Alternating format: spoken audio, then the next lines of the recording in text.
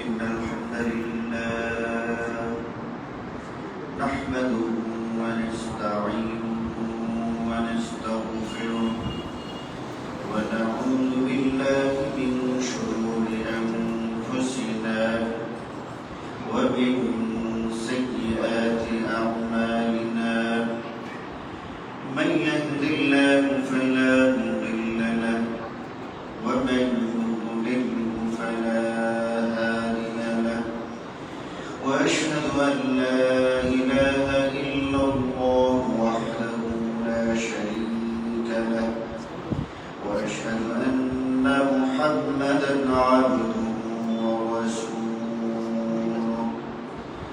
أما بعد فأعوذ بالله من الشيطان الرجيم يا أيها الذين آمنوا اتقوا الله حق تقاته ولا تموتن إلا وأنتم مسلمون يا أيها الناس اتقوا ربكم الذي خلقكم من نفس واحدة وخلق منها زوجها وبث منهما رجالا كثيرا ونساء واتقوا الله الذي تساءلون به والأرحام إن الله كان عليكم رقيبا يا أيها الذين آمنوا اتقوا الله وقولوا قولا سديدا يصلح لكم أعمالكم ويغفر لكم ذنوبكم ومن يطع الله ورسوله فقد فاز فوزا عظيما اللهم صل على محمد وعلى آل محمد كما صليت على إبراهيم وعلى آل إبراهيم إنك حميد مجيد اللهم بارك على محمد وعلى آل محمد كما باركت على إبراهيم وعلى آل إبراهيم إنك حميد مجيد সমস্ত প্রশংসা মহান আল্লাহ রাব্বুল আলামিনের জন্য, যিনি আমাদেরকে বাইতুস সুন্নাহ মসজিদে জুমার সালাত আদায় করার উদ্দেশ্যে সমবেত হওয়ার তৌফিক দিয়েছেন। আমরা বলি আলহামদুলিল্লাহ। দুরূদ ও সালাম বর্ষিত হোক বিশ্ব মানবতার মহান শিক্ষক রাহমাতুল আলামিন মুহাম্মদুর রাসূলুল্লাহ সাল্লাল্লাহু আলাইহি ওয়াসাল্লাম। আমি আপনাদের সামনে সালাতের গুরুত্ব এবং পরিত্যাগ করার পরিণতি সম্পর্কে আলোচনা করার চেষ্টা করব। ওয়া তাওফীকি ইল্লা বিল্লাহ আলাইহি তাওয়াক্কালতু ওয়া ইলাইহি উনীব। ঈমানের পরে মুমিন নরনারীর উপরে সবচেয়ে যে কাজটা বড় দায়িত্ব, বড় ফরজ, সেই বড় ফরজ হচ্ছে সালাত। পাঁচ ওয়াক্ত সালাত আদায় করা, ঈমান আনয়ন করার পরে মুমিন নরনারীর উপর সবচেয়ে বড় ফরজ হচ্ছে পাঁচ ওয়াক্ত সালাত আদায় করা। আরবি ভাষায় সালাত হচ্ছে, সালাতের অর্থ হলো প্রার্থনা, আর পরিভাষায় রাসূলুল্লাহ সাল্লাল্লাহু আলাইহি ওয়াসাল্লামের শিখানো নির্ধারিত পদ্ধতিতে মুসজিদার মাধ্যমে আল্লাহর জিকির ও দোয়া করা। কুরআন ও হাদিসের চেয়ে বেশি গুরুত্ব আর কোনো ইবাদতকে দেওয়া হয়নি। কুরআনে প্রায় ৮০ জায়গায় আল্লাহ রাব্বুল আলামিন সালাতের নির্দেশ দিয়েছেন। অসংখ্য হাদিসে সালাতের গুরুত্ব বোঝানো হয়েছে। সালাত হচ্ছে ইসলামের দ্বিতীয় রুকন। সালাত এমন একটি ফরজ ইবাদত যার কোনো বিকল্প নাই। অন্যান্য যত ইবাদত আছে, আপনি সিয়াম বলেন, বিকল্প আছে, হজের বিকল্প আছে, কিন্তু সালাত এমন একটা ইবাদত যার কোনো বিকল্প নাই। যে কোনো অবস্থায়, যে কোনো পরিস্থিতিতে সালাতের যখন সময় হয়ে যাবে, সালাত আপনাকে আদায় করতেই হবে। রাসূলুল্লাহ সাল্লাল্লাহু আলাইহি ওয়াসাল্লাম সাল্লামের সময় মুসলিম বলতে যাদের আমরা চিনতাম, মুসলিম বলতে যাদের পরিচয় ছিল, এমন একজন মুসলিমও আপনি খুঁজে বের করতে পারবেন না যিনি সালাত আদায় করতেন। রাসূলুল্লাহ সাল্লাল্লাহু আলাইহি ওয়াসাল্লামের সময়ে সালাত আদায় করে না আর মুসলিম, এটা কল্পনাই ছিল না। অথচ আমাদের সমাজের মধ্যে বিশাল বড় ইমানদার মানুষ কিন্তু সালাত আদায় করে, আবার বড়াই করে বলে যে আমি সালাত আদায় না করলেও আমার ইমান মজবুত আছে। ইমানই তো না, ইমান মজবুত হয়ে যাবে। তাই রাসূলুল্লাহ সাল্লাল্লাহু আলাইহি ওয়াসাল্লামের সময় যারা মুনাফিক ছিল তারাও সালাত আদায় করে। সালাত আদায় করে না, মুসলিম সালাত আদায় করে না, কল্পনার বাইরে, কল্পনাই করা যায় না। এই জন্য আপনি দেখবেন সালাত স্বাভাবিক একটা বিষয় যে মুসলিম বলতেই সালাত আদায় করবে। এখন এই সালাত আদায়কারীদের মধ্যে দেখা যায় যে ইনি মনোযোগ দিয়ে সালাত আদায় করতেছেন কিনা, এই ব্যাপারে গুরুত্ব দেওয়া হচ্ছে।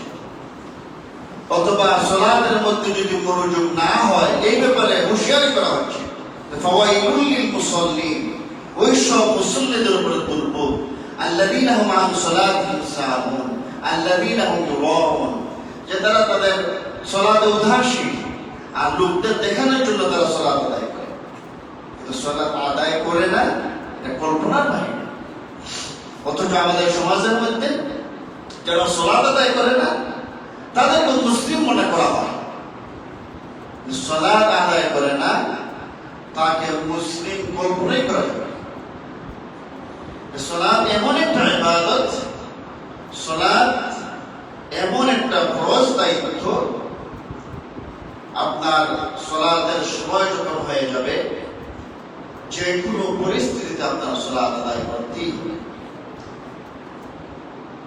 আপনার দাঁড়ানোর অবস্থা নাই, আপনি বসে সালাত আদায় করবেন, বসার অবস্থা নাই, ঘুমিয়ে সালাত আদায় করবেন, কিন্তু তারপরেও আপনাকে সালাত আদায় করতেই হবে।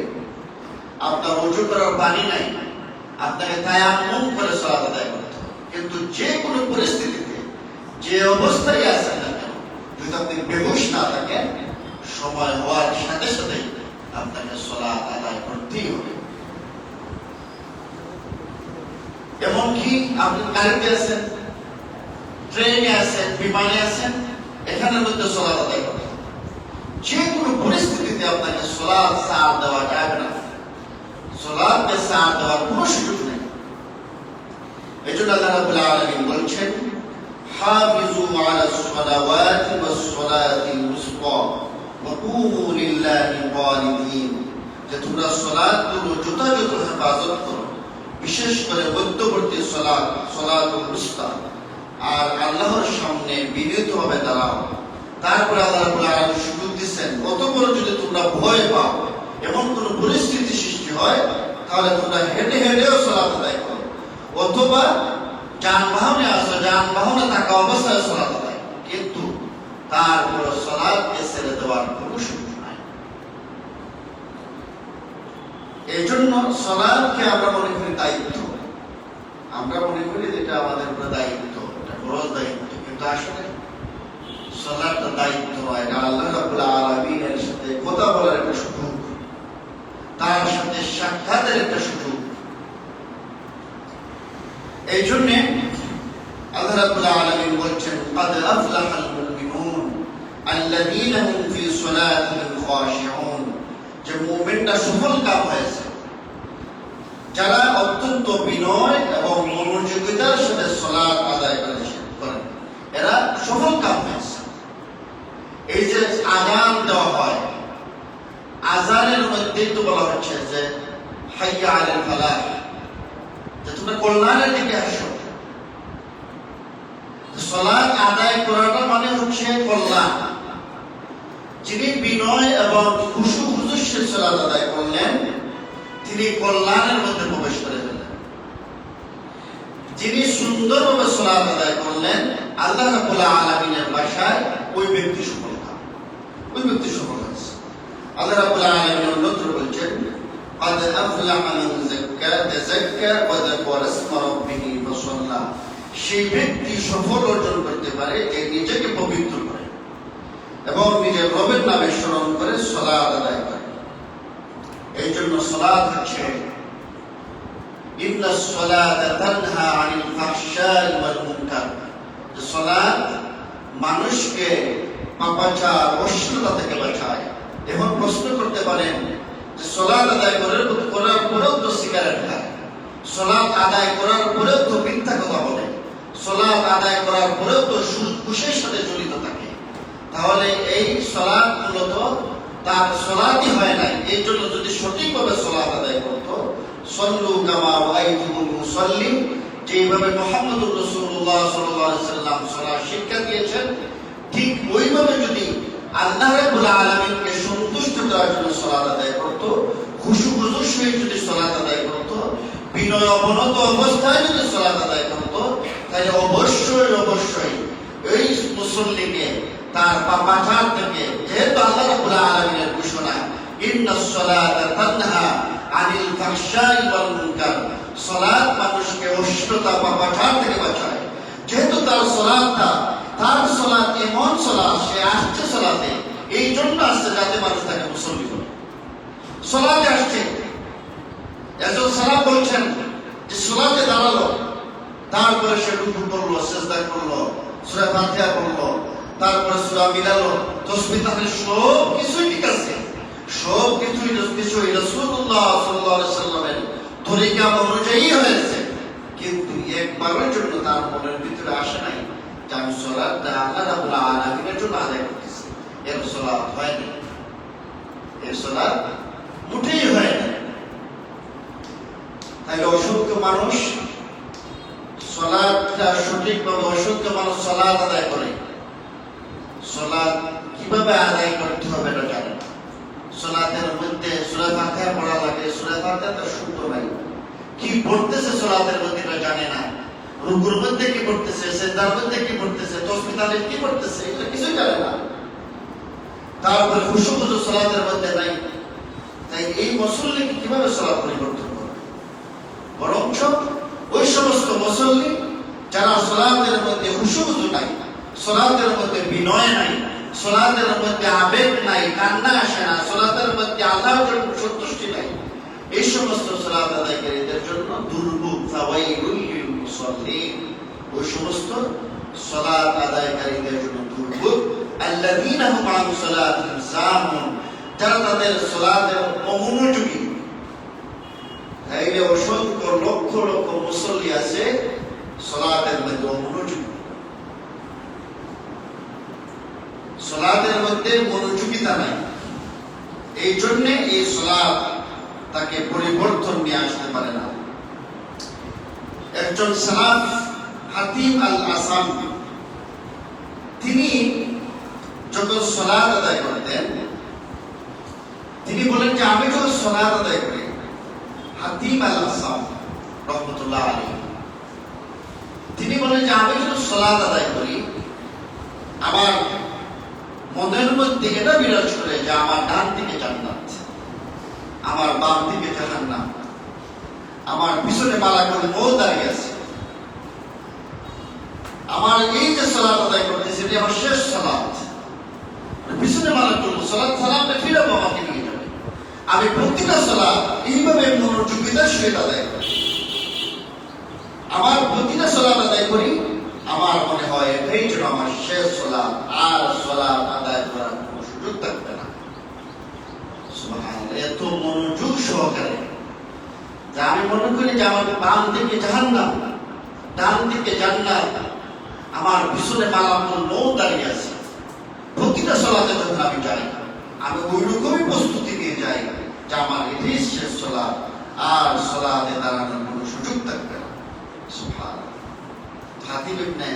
হাতিম আল আসাম রহমতুল্লাহ আলাইহি তিনি বলেন, আমি একবার হয়তো তার সালাত ছুটে গেছে, সময় মতো করতে পারেন নাই, তিনি বললেন আমাকে সান্ত্বনা দেওয়ার জন্য, সান্ত্বনা কিসের জন্য দেওয়া হচ্ছে, তিনি সালাত ছুটে যাওয়ার কারণে এত পেরেশান হয়ে গেছেন, এত কান্নাকাটি করছেন, সুবহানাল্লাহ।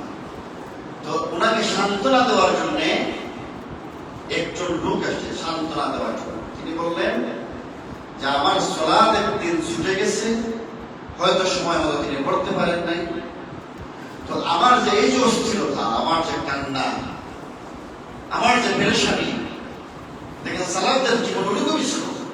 তাদের টাকা পয়সা নাই, পেরেশান ছিলেন না। তাদের দ্বন্দ্বলত নাই, এই জন্য পেরেশান ছিলেন না। ঠিক মতো যদি জামাতের সে সালাত আদায় করতে না পারতেন, পেরেশান হয়ে যেতেন। তিনি বললেন যে আমাকে সান্ত্বনা দেওয়ার জন্য একটি মাত্র লোক আসছে, অথচ আমার যদি সন্তান মারা যেত, হাজার হাজার শত শত মানুষ আসতো সান্ত্বনা দেওয়ার জন্য। তিনি বললেন তোমাদের কাছে দুনিয়ার ক্ষতি তোমাদের কাছে বড়, আখিরাতের ক্ষতি চাইতে। দুনিয়ার ক্ষতি তোমরা বড় করে দেখো, এই জন্য আমার সন্তান যদি মারা যায় তোমরা আমাকে সান্ত্বনা দিতে আসবে, অথচ আমার এত বড় ক্ষতি হয়ে গেল, সালাত ছুটে গেল, সান্ত্বনা দেওয়ার জন্য মাত্র একজন আসছে। তাই যে সালাত মানুষকে পরিপূর্ণ মানুষ হিসাবে গড়ার জন্য পথ, যে পথটা হচ্ছে সালাত। সালাত মানুষকে পরিপূর্ণ মানুষ হিসাবে গড়ে। সালাত মানুষকে মানবতার পূর্ণতার শিখরে পৌঁছে দেয়। সালাতের মাধ্যমে মুমিন আল্লাহর স্মরণ এবং আল্লাহ রাব্বুল আলামিনের কাছে প্রার্থনা করে মানসিক দৃঢ়তা এবং ভারসাম্য অর্জন করে। এই যে মানুষ অস্থিরতা, প্রত্যেকটা মানুষ অস্থির, এই সালাত মানুষকে অস্থিরতা দূর করে। এই জন্য সালাতটা হবে ধীরস্থিরতার সহিত, রুকুটা হবে ধীরস্থিরতার সহিত, সিজদা হবে ধীরস্থিরতার সহিত। আর একাকী যখন সালাত আদায় করবেন, আপনি এত লম্বা করে সালাত আদায় করবেন যে রাসূলুল্লাহ সাল্লাল্লাহু আলাইহি ওয়াসাল্লাম যখন সিজদা দিতেন, কমপক্ষে 50টা আয়াত পড়লে যতটা সময় লাগে ততটা সময় তিনি সিজদার মধ্যে থাকতেন। সুবহানাল্লাহ। তো আল্লাহ রাব্বুল আলামিন বলছেন, ইন্নাল ইনসানা খুলিকা হালুআ, নিশ্চয়ই মানুষকে সৃষ্টি করা হয়েছে অস্থির স্বভাবে। ইযা মাসসাহু আশ-শাররু জাযুআ ওয়া ইযা মাসসাহু আল-খায়রু মানুআ, যখন তাকে কোনো কষ্ট স্পর্শ করে তখন সে খুব অস্থির এবং হতাশ হয়ে পড়ে। ওয়া ইযা মাসসাহু আল-খায়রু মানুআ, যখন তাকে কোনো কল্যাণ স্পর্শ করে তখন সে বিপদ হয়ে যায়, ধরে রাখতে চায়। ব্যতিক্রম কারা? ইল্লাল মুসাল্লিন আল্লাযীনা হুম আলা সালাতিহিম দাঈমুন, যে ব্যতিক্রম তবে তারা যারা সালাত আদায় করে, যারা তাদের সালাতে সর্বদা অবিচল থাকে। ব্যতিক্রমেরা সালাত গুনাহ মার্জনার অন্যতম উপায়। রাসূলুল্লাহ সাল্লাল্লাহু আলাইহি ওয়াসাল্লাম বলেছেন যে তোমার বাড়ির সামনে যদি একটা নহর থাকে, দরিয়া থাকে, একটা পুকুর থাকে, পানি প্রবাহিত হয়ে যাচ্ছে, আর ওইখানে যদি 5 বার তুমি গোসল করো, তাহলে কি তোমার শরীরের মধ্যে কোনো আবর্জনা থাকবে? সাহাবায়ে কেরাম বললেন না। রাসূলুল্লাহ সাল্লাল্লাহু আলাইহি ওয়াসাল্লাম বললেন সালাত ওই রকম, যে ব্যক্তি 5 ওয়াক্ত সালাত আদায় করবে তার মধ্যে কোনো ময়লা আবর্জনা অর্থাৎ কোনো গুনাহ থাকবে না, আল্লাহ রাব্বুল আলামিন ক্ষমা করে দেবেন। সালাত হলো মুমিন এবং কাফিরের মধ্যে মাপকাঠি। সে মুমিন না কাফির, সে মুসলিম না অমুসলিম, এটার মাপকাঠি হচ্ছে সালাত। সালাত যা করলো মানুষ কাফিরদের দলভুক্ত হয়ে যাবে। রাসূলুল্লাহ সাল্লাল্লাহু আলাইহি ওয়াসাল্লাম বলেছেন, বাইনাল রাজুলি ওয়া বাইনাল শিরকি ওয়াল কুফরি তারকুস সালাত, একজন মানুষ এবং শিরক কুফরের মাঝে পার্থক্য হলো নামাজ ছেড়ে দেওয়া। অন্য হাদিসে রাসূলুল্লাহ সাল্লাল্লাহু আলাইহি ওয়াসাল্লাম বলেছেন, মান তারাকা সালাত ফাকাদ কাফারা, যে ব্যক্তি সালাত ছেড়ে দিল সে কাফির হয়ে গেল। এই ফতোয়াটা যে সালাত ছেড়ে দিল সে কাফির হয়ে গেল, এটা কি কোন আলেমের ফতোয়া নাকি রাসূলুল্লাহ সাল্লাল্লাহু আলাইহি ওয়াসাল্লাম? স্বয়ং মুহাম্মদুর রাসূলুল্লাহ সাল্লাল্লাহু আলাইহি ওয়াসাল্লাম বলেন, যে ব্যক্তি সালাত ছেড়ে দিল সে কাফির হয়ে গেল। আর মুমিন এবং কাফের, মুমিন এবং মুশরিক, মুসলিম এবং অমুসলিমের মধ্যে পার্থক্য কি? সালাত।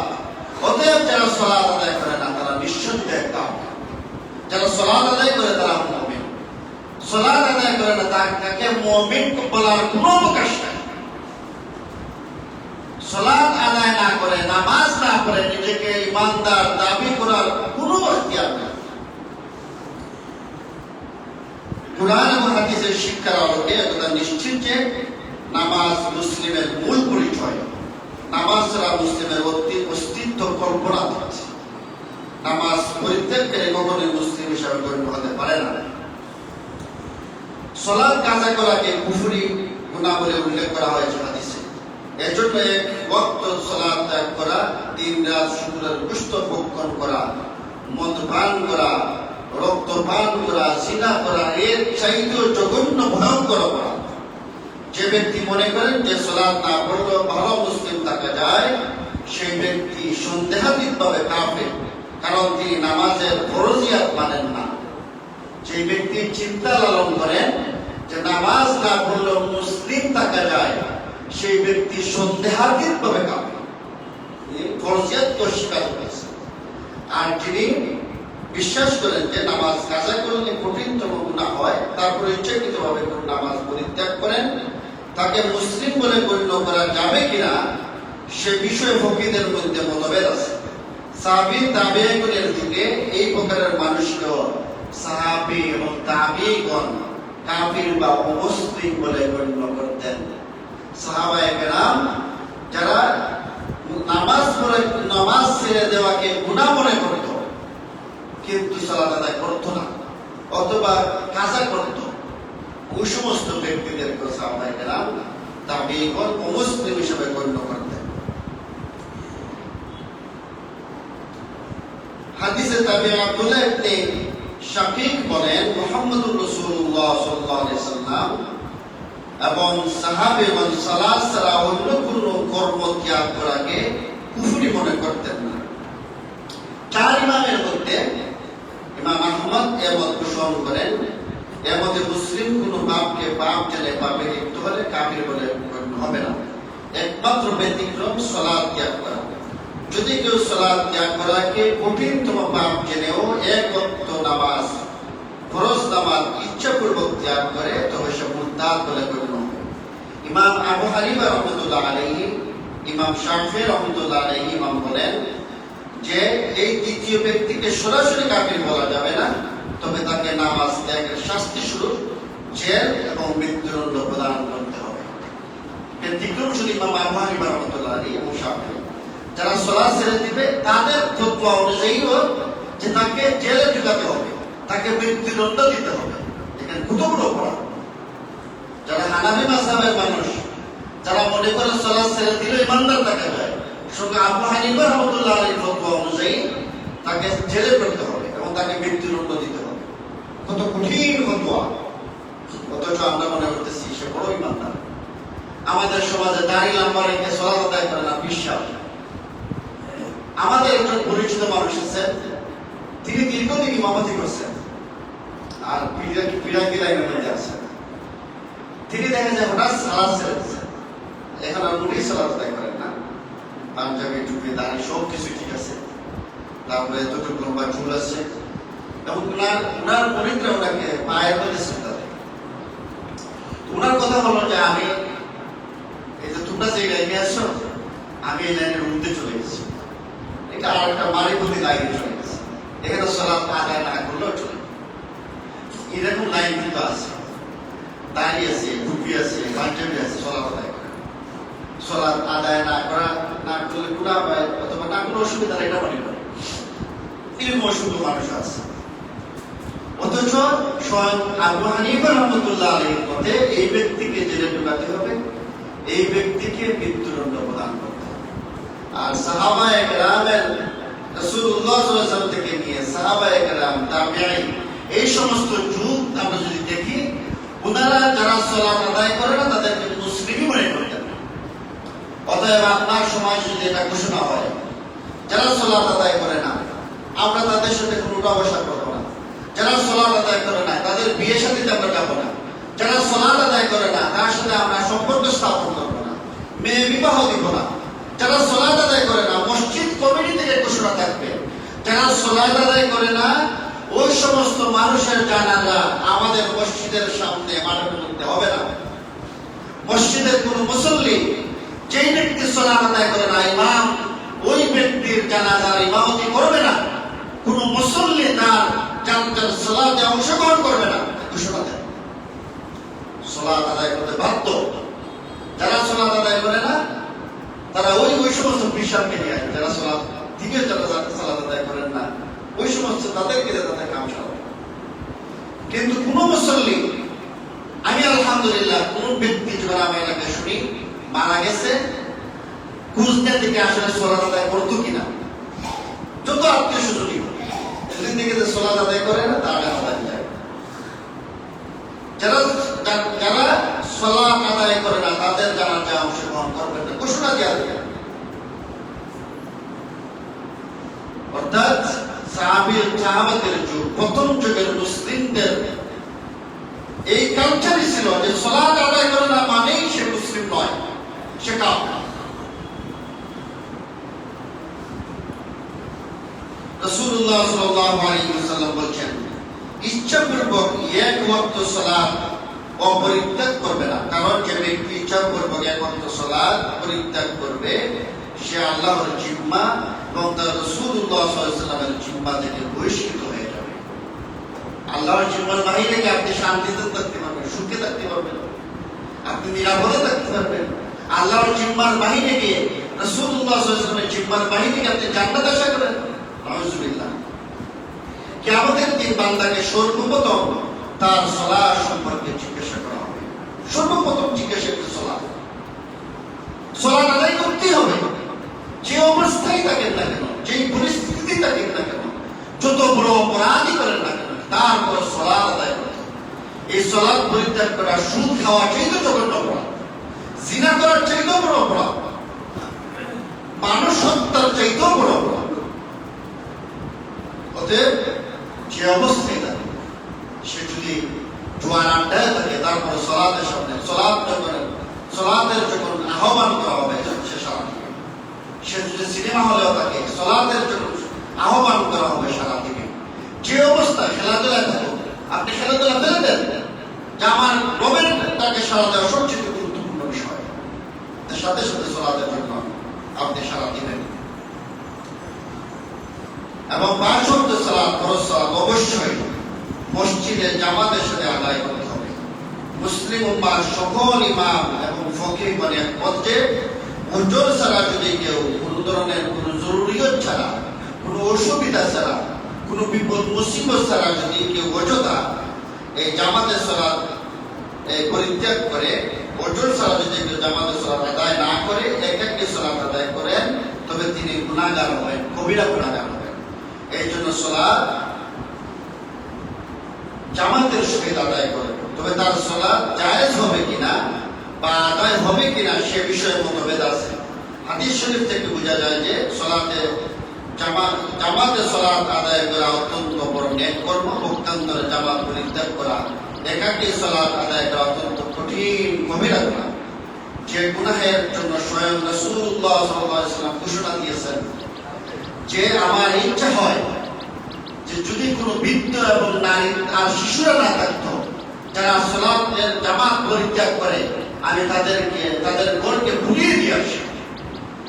বৃদ্ধ মানুষ, অন্ধ মানুষ রাসূলুল্লাহ সাল্লাল্লাহু আলাইহি ওয়াসাল্লামের কাছ থেকে উৎসব চেয়েছিল, তিনি প্রথমে উৎসব দিয়েছিলেন, তারপরে আবার তাকে ডাকছেন যে তুমি কি সালাতের আযান শুনতে পাও?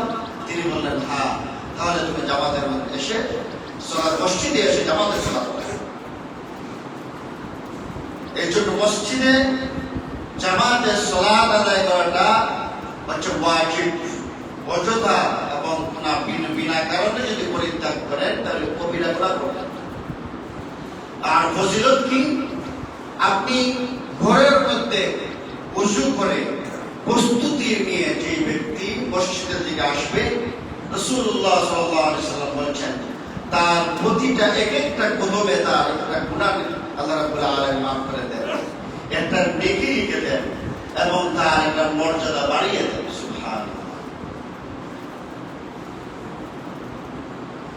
ইবনে মাসউদ রাদিয়াল্লাহু তাআলা বলেন যার পছন্দ হয় সে যে আগামীকাল মুসলিম হয়ে আল্লাহর সাথে সাক্ষাৎ করবে, সে যেন এ সকল সালাতগুলি সদা সর্বদা নিয়মিত আর সেখানে আদায় করে যেখানে এগুলির জন্য আযান দেওয়া হয়।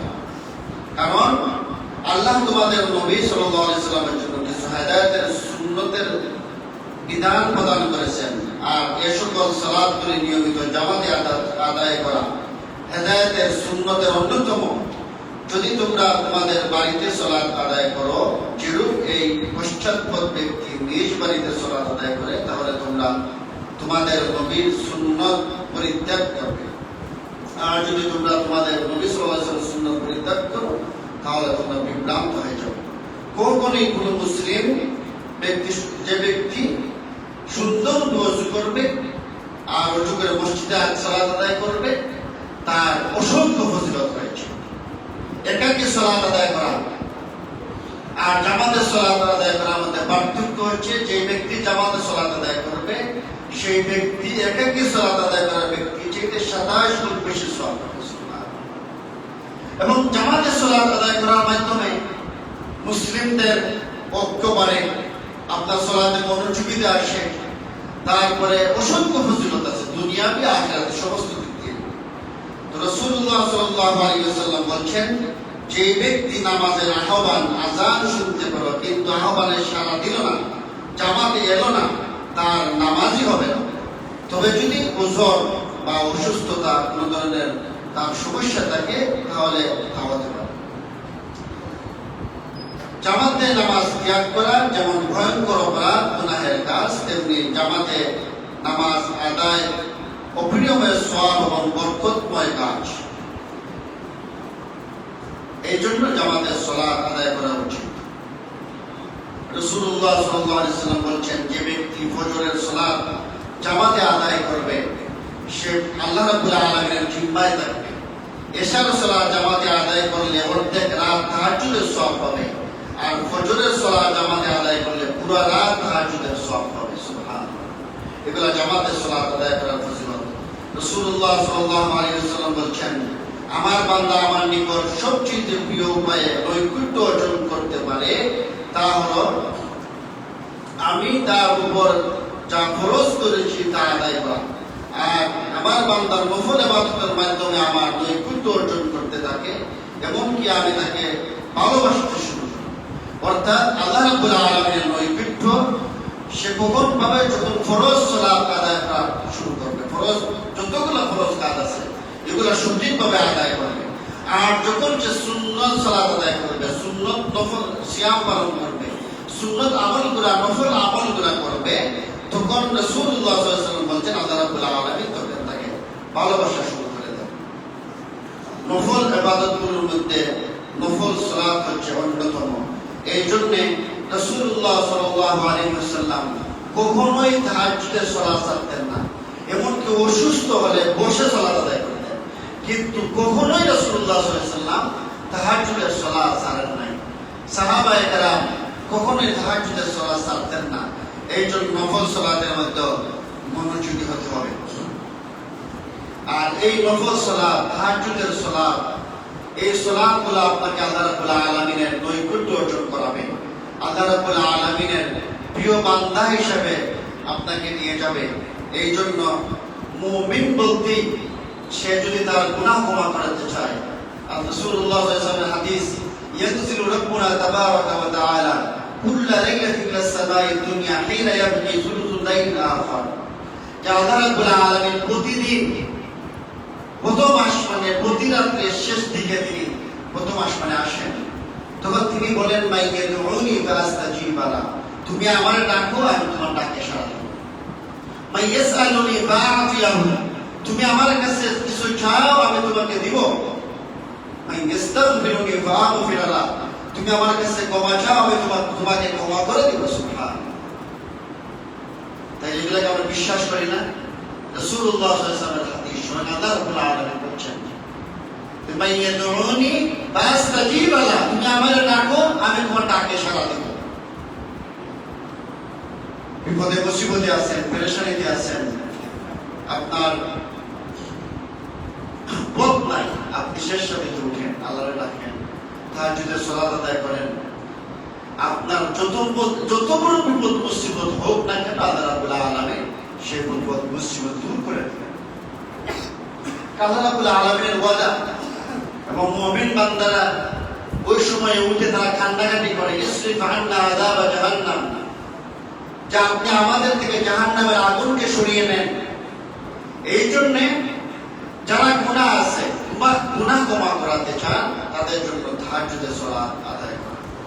যারা বিপদ মুসিবতে আছেন, বিপদ মুসিবত থেকে মুক্তি চান তারা শেষ রাতে উঠবেন। যারা এই ধরনের পেরেশানিতে আছেন, অসুস্থতায় আছেন, যেই ধরনের যেই সমস্যায় আছেন না কেন, আপনার সমস্যার সমাধান চান, আপনি তাহাজ্জুদের সালাত আদায় করেন। যাদের কোনো গুনাহ নাই, যাদের কোনো বিপদ মুসিবত নাই, পেরেশানি নেই, তারা তাহাজ্জুদের সালাত আদায় না করুন। কারণ এই সময় আল্লাহ রাব্বুল আলামিন দোয়া কবুল করেন। গুনাহ নাই এমন কেউ আছে? বিপদ মুসিবত নাই কেউ আছে? তাইলে আমাদের এই সময় উঠতে হবে, নফল সালাত আদায় করতে হবে, আল্লাহ রাব্বুল আলামিনকে বেশি বেশি ডাকতে হবে, বেশি বেশি চিন্তা করা, বেশি বেশি নফল সালাত আদায় করা। এগুলা আল্লাহ রাব্বুল আলামিনের নৈকট্যে নিয়ে যাবে। আল্লাহ রাব্বুল আলামিনের প্রিয় বান্দা হিসেবে আল্লাহ রাব্বুল কবুল করে নেবেন এবং ওই সমস্ত মানুষকে আল্লাহ রাব্বুল আলামিন সব তাকে ভালোবাসতে শুরু করে দেবেন। আল্লাহ রাব্বুল আলামিন আমাদেরকে সালাতগুলোকে হেফাজত করার তৌফিক দান করুন। আমরা বলি আমিন। সঠিকভাবে সালাত আদায় করার তৌফিক দান করুন, যেভাবে রাসূলুল্লাহ সাল্লাল্লাহু আলাইহি ওয়াসাল্লাম বলেছেন, সল্লু কামা রাআইতুমুনি উসাল্লি, আমি যেভাবে সালাত আদায় করেছি তোমরা ঠিক সেইভাবে সালাত আদায় করো। সালাতের মধ্যে অনেক বিদআত আছে, সালাতের মধ্যে অনেক আমরা পদ্ধতি আমরা আবিষ্কার করেছি যেগুলো রাসূলুল্লাহ সাল্লাল্লাহু আলাইহি ওয়াসাল্লামের ছিল না। সালাতের আগে পরে অনেক বিদআত আছে, এগুলো আমাদের বর্জন করতে হবে। আল্লাহ রাব্বুল আলামিন তৌফিক দান করুন। আমিন। ওয়া আখিরু দাওয়ানা আলহামদুলিল্লাহি রাব্বিল আলামিন। আলহামদুলিল্লাহ ওয়াসসালাতু ওয়াসসালামু আলা রাসূলিল্লাহ। আম্মা বা'দু ফাইন্না খায়রাল হাদিসি কিতাবুল্লাহ ওয়া খায়রাল হাদী হাদী মুহাম্মাদিন সাল্লাল্লাহু আলাইহি ওয়াসাল্লাম ওয়া শাররাল উমুরি মুহদাসাতুহা ওয়া কুল্লু মুহদাসাতিন বিদআহ ওয়া কুল্লু বিদআতিন দালালাহ ওয়া কুল্লু দালালাতিন ফিন-নার। قال الله تعالى إن الله وملائكته يصلون على النبي يا أيها الذين آمنوا صلوا عليه وسلموا تسليما اللهم صل على محمد وعلى آل محمد كما صليت على إبراهيم وعلى آل إبراهيم إنك حميد مجيد اللهم بارك على محمد وعلى آل محمد كما باركت على إبراهيم وعلى آل إبراهيم إنك حميد مجيد আল্লাহ রাব্বুল আলামিন আমাদের জীবনের সমস্ত গুনাহ মাফ করে দেন। আল্লাহ রাব্বুল আলামিন আমাদের ছোট গুনাহ মাফ করে দেন, আমাদের বড় গুনাহ মাফ করে দেন, আমাদের প্রকাশ্য গুনাহ মাফ করে দেন, আমাদের গোপন গুনাহ মাফ করে দেন। আমাদের মুসলিম উম্মার সবার কর্তব্য হচ্ছে একজন মুসলিম আরেকজন মুসলিমকে হকের দিকে আহ্বান করবে, দ্বীনের দিকে আহ্বান করবে, তাকে ঈমানের দাওয়াত দিবে, তাকে তাওহীদের দাওয়াত দিবে, শিরক থেকে বেঁচে থাকার দাওয়াত দিবে, সালাতের দিকে আহ্বান করবে। আমাদের প্রত্যেকের উপর এটা দায়িত্ব। প্রত্যেকেই আল্লাহ রাব্বুল আলামিন বলেছেন, ইয়া আইয়ুহাল্লাযীনা আমানু কু আনফুসাকুম ওয়া আহলিকুম নারা, তুমি নিজে জাহান্নামের আগুন থেকে বাঁচো, তোমার আহাল পরিবারকে জাহান্নামের আগুন থেকে বাঁচাও। এই জন্য সূরা আল আসর আল্লাহ রাব্বুল আলামিন যে কথা বলছেন, চার ধরনের মানুষ ক্ষতিগ্রস্ত। এই চার ধরনের চারটা গুণ আমার দেখা লাগবেই। প্রথম আমি ক্ষতিগ্রস্ত, ঈমান আনা আমলে সালেহ করা, মানুষকে হকের দিকে আহ্বান করা, একে অপরকে সবরের উপদেশ দান করা। এই জন্য আমাদের প্রত্যেকটা মুসলিমের দায়িত্ব হচ্ছে মানুষকে ঈমানের দাওয়াত দেওয়া, মানুষকে সালাতের দিকে আহ্বান করা। এই জন্য আমরা সবাইকে আমাদের আহাল পরিবার বন্ধু বান্ধব সবাইকে আমরা দাওয়াত দিব, মানুষ যাতে শিরক পরিত্যাগ করে, বেদাত পরিত্যাগ করে সালাতের দিকে আসে, সালাতের দিকে নিয়ে আসবেন। যেখানের মধ্যে কল্যাণ, এই কল্যাণের পথ দেখাবেন। এই সালাত এত গুরুত্বপূর্ণ সালাত, যেখানে সালাত আদায় না করলে কাফের হয়ে যাবে। দাওয়া দিতে হবে, দাওয়া না দেওয়ার কারণে মানুষ এভাবে সালাত পরিত্যাগ করতেছে। তো আল্লাহ রাব্বুল আলামিন আমাদেরকে সালাত যথাযথ হক আদায় করার তৌফিক দান করুন। সাহাবায়ে কেরাম যেভাবে সালাত আদায় করতেন ওইভাবে সালাত আদায় করার তৌফিক দান করুন। সাহাবায়ে কেরামের সালাত আদায় করতেছেন, তাদের দিন বিদ্ধ হয়েছে, তীর কিভাবে করবেন? তখন বলছেন যে উনি যখন সালাতে দাঁড়াবেন তখন তীর খুলে দেবেন। অর্থাৎ সালাতের মধ্যে তাদের মনোযোগিতা এমন ছিল যে সালাতের মধ্যে তীর খুলে ফেলছে, বলতেই পারে না। সুবহানাল্লাহ। সালাত আদায় করতেছে, তীরবিদ্ধ হয়ে গেছে। তিনি বললেন যে আমি সালাত সংক্ষিপ্ত করতাম না, আমি সালাতকে সংক্ষিপ্ত করতাম না, তোমার ডিস্টার্ব হবে এই জন্যে। তীরবিদ্ধ হয়েছে কিছু না, তিনি পাহারাদার ছিলেন, তীরবিদ্ধ হয়ে গেছে। তো এইভাবে দেখা গেছে যে সালাতের মধ্যে তাদের এমন বেশি মনোযোগিতা ছিল। সাহাবায়ে কেরাম রাসূলুল্লাহ সাল্লাল্লাহু আলাইহি ওয়াসাল্লাম যখন সালাত আদায় করতেন তার পা খুলে যেত। আয়েশা রাদিয়াল্লাহু আনহা চিন্তা করে দেখতেন তিনি জীবিত আছেন কিনা। রুকুতে গেলে মনে হতো উঠবেন না, সিজদায় গেলে মনে হতো উঠবেন না। এইভাবে তিনি সালাত আদায় করতেন। এইভাবে যখন আপনি শেষ সারিতে দাঁড়াবেন, আল্লাহ রাব্বুল আলামিন আপনার গুনাহকে ক্ষমা করে দিবেন, বিপদ মুসিবত থেকে মুক্তি দান করবেন, আপনার জাহান্নাম থেকে মুক্তি দান করবেন। এই জন্য এইভাবে আমাদেরকে সালাতের মধ্যে মনোযোগী হওয়া লাগবে। আল্লাহ রাব্বুল আলামিন তৌফিক দান করুন। আমাদের মধ্যে যারা অসুস্থ আছে আল্লাহ রাব্বুল আলামিন সুস্থতা দান করেন। আমাদের মধ্যে যারা বিপদ মুসিবতে আছে তাদের বিপদ মুসিবত থেকে মুক্তি দান করেন। আল্লাহ রাব্বুল আলামিন আমাদের এই মসজিদকে তারা টাকা দিয়ে, পয়সা দিয়ে, শ্রম দিয়ে, বুদ্ধি দিয়ে যেভাবে সহযোগিতা করতেছে আল্লাহ রাব্বুল আলামিন সবাইকে কবুল করে নেন। দুনিয়া এবং আখিরাতে উত্তম বিনিময় দান করেন। আমাদের মধ্যে যারা কবরস্থ হয়ে গেছে তাদের কবরকে জান্নাতের বাগান বানিয়ে নেন। ربنا تقبل منا انك انت السميع العليم وتب علينا انك انت التواب الرحيم. ان الله يأمر بالعدل والاحسان وايتاء ذي القربى وينهى عن الفحشاء والمنكر والبغي يعظكم لعلكم تذكرون. فاذكروني اذكركم واشكروا لي ولا تكفرون.